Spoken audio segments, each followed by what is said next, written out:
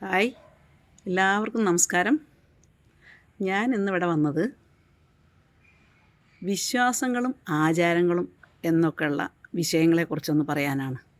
അതായത്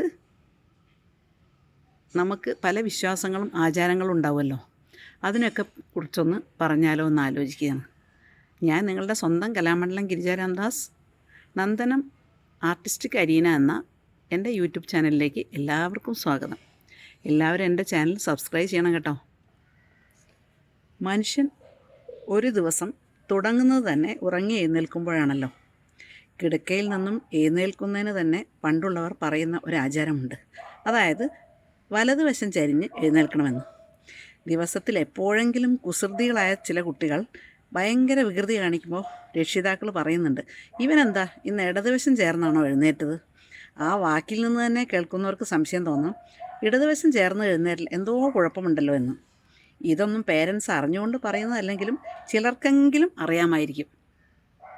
എങ്കിലും ദിവസവും വലതുവശം ചെരിഞ്ഞ് എഴുന്നേൽക്കുക തന്നെ വേണം എന്നാണ് ആചാര്യന്മാരും അറിവുള്ളവരും പറയുന്നത്. അതിൻ്റെ ആവശ്യകത വളരെ വലുതാണത്രേ. നമ്മുടെ ഋഷീശ്വരന്മാർ പറഞ്ഞു തന്ന ഇങ്ങനെയുള്ള മഹത്തരമായ കാര്യങ്ങൾ പിന്നീട് പാശ്ചാത്യ ഭിഷഗ്വരന്മാർ കൂടി പൂർണ്ണമായും അംഗീകരിച്ചതായി മനസ്സിലാക്കാം. നമ്മുടെ ശരീരത്തിന് ചുറ്റും 2 കാന്തിക വലയങ്ങളുണ്ട്. അവയിൽ ആദ്യത്തേത് വലതുകാലിൽ നിന്നും ശിരസിലേക്കും മറ്റൊന്ന് ശിരസിൽ നിന്നും ഇടതുകാലിലേക്കും. വലതുവശം തിരിഞ്ഞ് എഴുന്നേൽക്കുന്നത് നമ്മുടെ ശരീരത്തിൻ്റെ വയറിങ്ങിനെ കൂടുതൽ ദൃഢമാവാൻ സഹായിക്കുമെന്നാണ് ആധുനിക വൈദ്യശാസ്ത്രം പോലും പറയുന്നത്. ഇതുകൊണ്ട് തന്നെ എന്തിനാണ് നമ്മൾ വലതുവശം ചെരിഞ്ഞെണീക്കുന്നത് എന്നുള്ളത് ഏകദേശം മനസ്സിലായി കാണുമല്ലോ അല്ലേ? സുഹൃത്തുക്കളെ, ഞാൻ ഈ കാര്യങ്ങൾ പറയുന്നതൊന്നും സ്വന്തം അറിവിൽ നിന്ന് എടുത്തതൊന്നുമല്ല. പല പ്രശസ്തരും എഴുതിയതും പറഞ്ഞതുമായ കാര്യങ്ങൾ വായിച്ചു കഴിഞ്ഞാൽ കിട്ടിയതാണ്. ആർക്കെങ്കിലും പ്രയോജനപ്പെട്ടാൽ നല്ലതല്ലേ എന്നോർത്ത് പറയുന്നതാണ്. വീണ്ടും വിശ്വാസങ്ങളും ആചാരങ്ങളുമായി ഞാൻ വീണ്ടും വരാം.